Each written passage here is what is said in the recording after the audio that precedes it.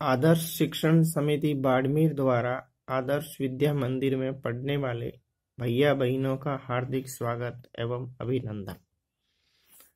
आज के इस वीडियो में विषय विज्ञान कक्षा 10वीं अध्याय 4 प्रतिरक्षा एवं रक्त समूह वीडियो क्रमांक 5 का अध्ययन करेंगे। इससे पूर्व प्रतिरक्षा के संबंध में प्रतिरक्षा की संरचना, प्रतिरक्षा के भिन्न भिन्न प्रकार, रक्त समूह, रक्तदान के बारे में अध्ययन कर चुके हैं। आज के इस वीडियो में रुधिर वर्ग का आनुवंशिक महत्व और देहदान या अंगदान क्या है और देहदान और अंगदान का क्या अपने जीवन में महत्व है तथा रुधिर वर्ग का आनुवंशिक महत्व क्या है, इसके बारे में अध्ययन करेंगे। रुधिर वर्ग का आनुवंशिक महत्व। मनुष्य में रुधिर कई प्रकार के होते हैं। जैसा पूर्व में बताया जा चुका है कि एबीओ समूह और आरएच समूह के आधार पर रुधिर के समूहकरण किया गया। एबीओ समूह के आधार पर रुधिर वर्ग ए, बी, एबी और ओ में बांटा गया है। ये रुधिर अपने रुधिर तंत्र में परिसंचरण तंत्र के माध्यम से शरीर में संचरण होता है। रुधिर वर्ग के अंतर्गत रुधिर में कई प्रकार के जीन विकल्पी या जीन प्रारूप होते हैं जो आपस में तालमेल पर निर्भर करते हैं। यदि किसी का रुधिर वर्ग दूसरे व्यक्ति का रुधिर वर्ग अलग है तो यदि उसके सामंजस्य नहीं है या उसका आपसी तालमेल नहीं है तो रक्तदान करने पर व्यक्ति की मृत्यु हो जाती है। रुधिर वर्ग ए बी, ए बी, ओ वर्ग के अंतर्गत भिन्न भिन्न प्रकार के जीन प्रारूप पाए जाते हैं। तीनों विकल्पी एक ही जीन के भाग होते हैं, जैसे IA, IB और IO या I के द्वारा प्रदर्शित किए जाते हैं। लाल रुधिर कणिकाओं की सतह पर पाए जाने वाले प्रतिचिह्न A और B के आधार पर इनका निर्धारण किया जाता है, जिसमें I विकल्पी अप्रभावी होते हैं। मनुष्य के अंदर ये जीन के माध्यम से अभिव्यक्त किया जाता है रुधिर वर्ग को, तथा इन विकल्पियों के बीच में पारस्परिक क्रिया पर निर्भर होता है। मनुष्य के विकल्पियों की उपस्थिति के आधार पर रुधिर वर्ग में 6 प्रकार के जीन प्रारूप पाए जाते हैं, जो आगे एक सारणी में दर्शाया गया है। रुधिर वर्ग के जीन प्रारूप इसी तरह आप स्क्रीन पर देखिए। रुधिर वर्ग ये है तो उनके जीन प्रारूप IA, IA, IA, I के रूप में दर्शाया जाता है। ए वर्ग के रूप जीन प्रारूप पाए जाते हैं। बी वर्ग के इसी प्रकार 2 जीन प्रारूप पाए जाते हैं और AB और O रुधिर वर्ग के एक एक जीन प्रारूप पाए जाते हैं। तो इस प्रकार 4 रुधिर वर्ग A, B, AB, O के कुल 6 जीन प्रारूप होते हैं। रुधिर वर्ग की आनुवंशिकता की उपयोगिता बहुत अधिक है। कभी कभी पैतृक संबंधी विवादों को हल करने में इन रुधिर वर्गों का बहुत आवश्यक है। सफल रक्तदान करने हेतु भी रुधिर वर्ग का आवश्यक है। यदि किसी रुधिर वर्ग का तालमेल नहीं होता है, यानी जैसे AB रुधिर वर्ग का खून किसी ओ व्यक्ति के रक्त में चढ़ा दिया जाता है, वो व्यक्ति रुधिर समूह वाले व्यक्ति में चढ़ा जाता था, तो वो व्यक्ति समूह वाले व्यक्ति का मृत्यु हो जाती है। तो इस प्रकार सफल रक्तदान करने में भी रक्त वर्ग और जीन प्रारूप यानी कि रुधिर वर्ग की आनुवंशिकता के रूप में बहुत उपयोगी है। पैतृकता संबंधी विवादों को हल करने में, सफल रक्तदान कराने में, नवजात शिशुओं में रुधिर लयनता विभिन्न प्रकार की एक बीमारी हो जाती है। रुधिर लयनता हिमोलोसिस, जो पुरुष और स्त्री के रक्त में यदि एक का रक्त ग्रुप पॉजिटिव है, दूसरे का नेगेटिव है, तो उसके द्वितीय संतान होते समय रुधिर लयनता हो जाती है, रुधिर में थक्का बन जाता है। ऐसे रोगों को, जैसे आनुवंशिक रोग है, हीमोफीलिया है, इसके इलाज के लिए भी रुधिर वर्ग का बहुत अधिक महत्व है, बहुत अधिक मात्रा में।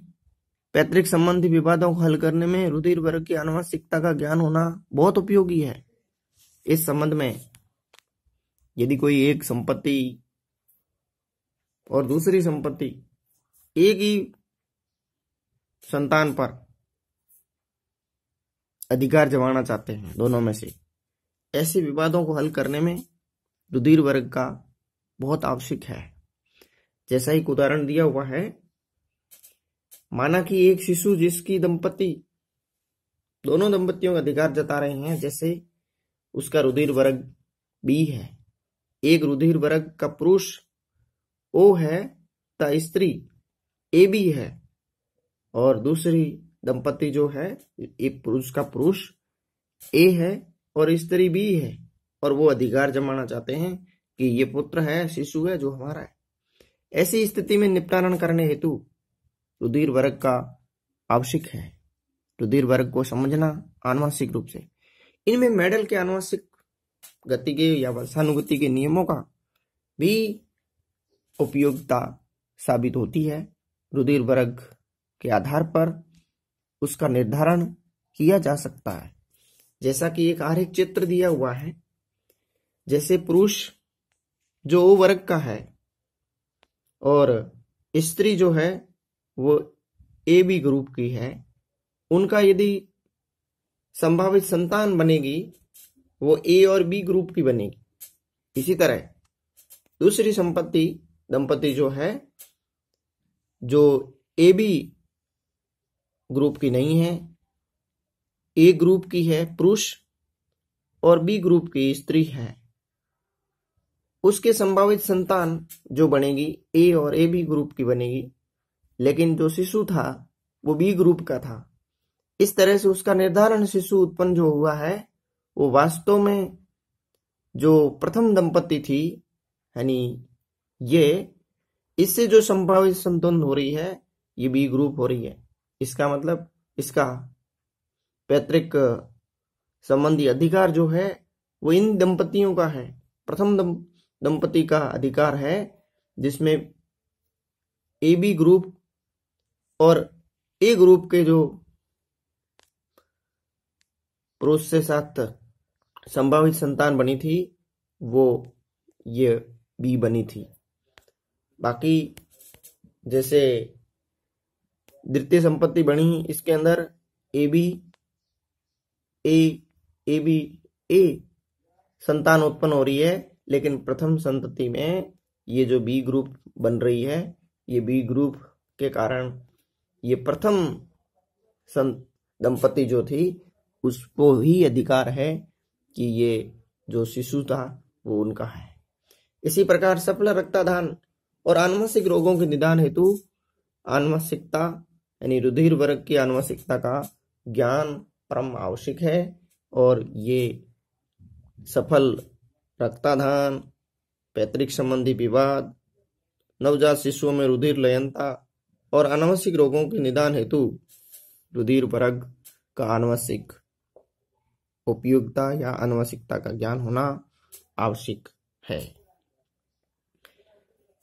अंगदान और देहदान। भारत में अंगदान 13 अगस्त को दिवस के रूप में, अंगदान दिवस के रूप में मनाते हैं। अंगदान एक पुण्य काम है, यानी जीवित या मृत व्यक्ति द्वारा किसी अन्य व्यक्ति को कोई अंग, ऊतक का दान किया जाता है, वो अंगदान कहलाता है। यानी कोई जीवित व्यक्ति या फिर जीने के बाद मृत व्यक्ति का कोई अंग या ऊतक किसी दूसरे व्यक्ति को, जरूरतमंद व्यक्ति को दान किया जाता है, वो अंगदान कहलाता है। यानी दाता द्वारा दान किया गया अंग ग्राही के शरीर में प्रत्यारोपित किया जाता है। यानी जो दान कर रहा है दाता है, जिसको दे रहा है वो ग्राही है, उसके शरीर में प्रत्यारोपित किया जाता है। जिसके प्रत्यारोपित किया जा रहा है वो, उसको जीवन दान मिल रहा है। और जो दे रहा है, यदि वो व्यक्ति जीवित दे रहा है या फिर मृत दे रहा है, उसकी जिंदगी पर कोई प्रभाव नहीं पड़ता, लेकिन अगले दूसरे की जिंदगी ही को बचाया जा सकता है और उसको खुशहाल बनाया जा सकता है। और अधिकतर यानी अधिकतर ये क्रिया अंगदान मृत्यु के बाद भी हो सकती है, जिससे जरूरतमंद लोगों को मदद मिले, उसको अंग की आवश्यकताओं की पूर्ति हो। जिस प्रकार ये अंगदान छोटे बच्चों से लेकर 90 साल तक के बुजुर्ग भी अंगदान कर सकते हैं। तो अंगदान का क्या महत्व है? अंगदान, अंग यानी देह, अपना शरीर, ये प्रकृति द्वारा दी गई एक सर्वोत्तम कृति है। इस कृति की किसी भी स्थिति में स्थायी नहीं होती है। आज क्या है, कल क्या होगा, ये किसी को पता नहीं है। भारतीय दर्शन में कहा गया है, मानव देह वायु, पानी, मिट्टी, अग्नि, आकाश से निर्मित है, यानी पंच तत्वों से निर्मित है, और मरने के बाद इन पंच तत्वों में विलीन हो जाएगी। तो ऐसे प्रश्न उठता है, क्या कोई ऐसा तरीका है जिससे हमारे शरीर का अस्तित्व लंबे समय तक बनाया जा सके? लेकिन पशु जब मरते हैं तो मनुष्य के काम आते हैं, लेकिन मनुष्य मरे तो किसी के काम नहीं आता है। लेकिन अंगदान या देह दान करके यदि मनुष्य अपने देह का दूसरे का जीवन दान कर दे तो ये बहुत बड़ा पुण्य काम है। इस संबंध में हमारे मुख्य अंगों को जब कार्य क्षमता कम हो जाती है, जिसके कारण व्यक्ति की मृत्यु हो जाती है, लेकिन कई व्यक्ति आपात स्थिति में या ऐसे बीमारियों से ग्रसित थे नहीं, या अकस्मात किसी की दुर्घटना हो जाए, ऐसे 6 घंटे के भीतर यदि उनका अंग निकालकर किसी ग्राही के शरीर में प्रत्यारोपित कर दे, तो ये एक दान जो है वो सात्विक श्रेणी का दान है। हमारी आंखें, गुर्दे या किडनी, यकृत जैसी महत्वपूर्ण अंग किसी जरूरतमंद लोगों के लिए जीवन में सुख ला सके, ऐसे दान को सात्विक श्रेणी का दान कहते हैं। ये हमारे दर्शन में सर्वश्रेष्ठ दान के रूप में माना गया है, सबसे पवित्र दान माना गया है। और आध्यात्मिक गुरु भी सनातन काल से अंगदान देहदान को बड़े पुण्य काम मानते रहे। और पुरातन काल में एक उदाहरण मिलता है, ऋषि दिदिशी ने अपने समाज की भलाई हेतु हड्डियों का दान किया था। ये बड़े पुण्य का काम है। अंगदान, एक देहदान एक ऐसा दान है जो समाज में परम आवश्यक है।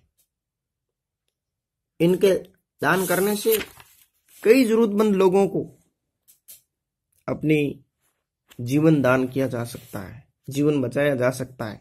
भारत में हर वर्ष 2 लाख व्यक्तियों के गुर्दे खराब हो जाते हैं, तो उनमें से केवल प्रति वर्ष 7-8 लाख गुर्दे ही वापस मिल पाते हैं। इसी प्रकार लगभग प्रतिवर्ष 50,000 लोगों को हृदय खराब हो जाते हैं, लेकिन 15-20 हृदय ही प्रत्यारोपित हो पाते हैं।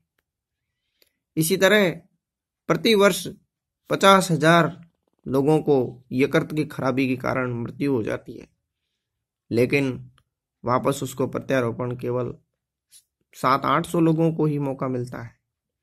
इसी प्रकार सबसे ज्यादा अंग प्रत्यारोपण दान किए जाते हैं वो आंख का किया जाता है। आंख में कॉर्निया जो अंग है उसका दान किया जाता है। भारत में प्रतिवर्ष करीब 5 लाख लोगों को अंगों की खराबी होने के कारण मृत्यु हो जाती है, तो ये अंग दान किया करके इनकी जीवन बचाया जा सकता है।